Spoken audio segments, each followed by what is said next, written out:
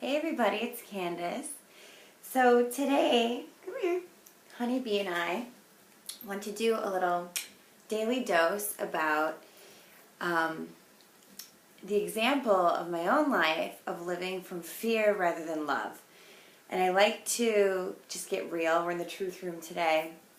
And I wanted to kind of share some of my own story to be an example to people of why you need to really start learning authentic empowerment.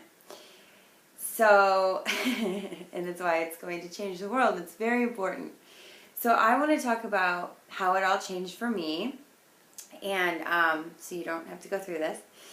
So my entire life has basically been, up until a few years ago, has basically been this search for power outside of myself. Basically, self-worth was completely based on the opinions of others, on what I had, on the car that I was leasing, on the pretty boy that I was dating, on the modeling jobs I was getting. And I never understood how to keep my own truth. I always felt like I was born with this really kind of this spiritual gift of knowing my authentic self and really experiencing that authentic truth, but then I would literally rise and fall with keeping it. I would give it away. I would give my power away. I didn't know how to not give it away. I didn't know how to keep it. I didn't know how to keep this sense of authenticity that I was so in love with. And so it was literally heartbreaking all these years feeling like I get it, and then it's gone. And so, you know, it got to a point a few years ago where I was literally broke, loveless, almost homeless, and completely out of control. And so what happened is I finally decided to inject my free will and take the other route. I got on my knees, I started praying. We hear this story a lot, but not a lot, but we hear this story with people that have kind of woken up a little more, because it sometimes takes that rock bottom moment. It definitely did for me, of a life of making the wrong kind of choices. But I remember getting on my knees one day and saying, show me.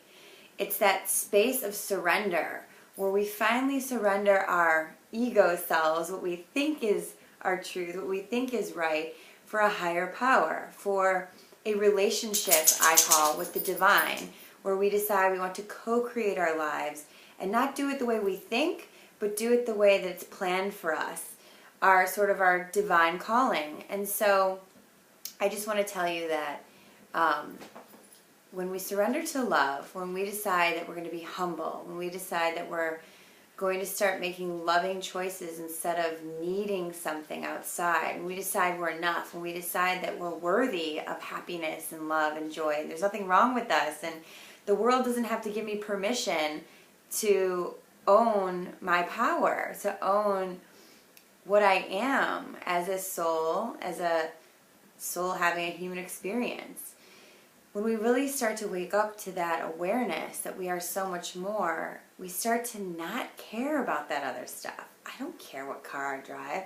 I don't care. They don't define us. I don't care, you know, how cool my friends are, how popular they are, or what I care about is how authentic they are. I care about the love and the exchange, the mutual enlightenment, I like to call it, between me and my closest friends. There's no competition in my relationships with my husband, with my family, there's none of that anymore. And these things start to drop away as we start choosing love. As soon as we take the power away from our fear and give it to our love and really start to nurture ourselves from the inside out, our entire lives can shift.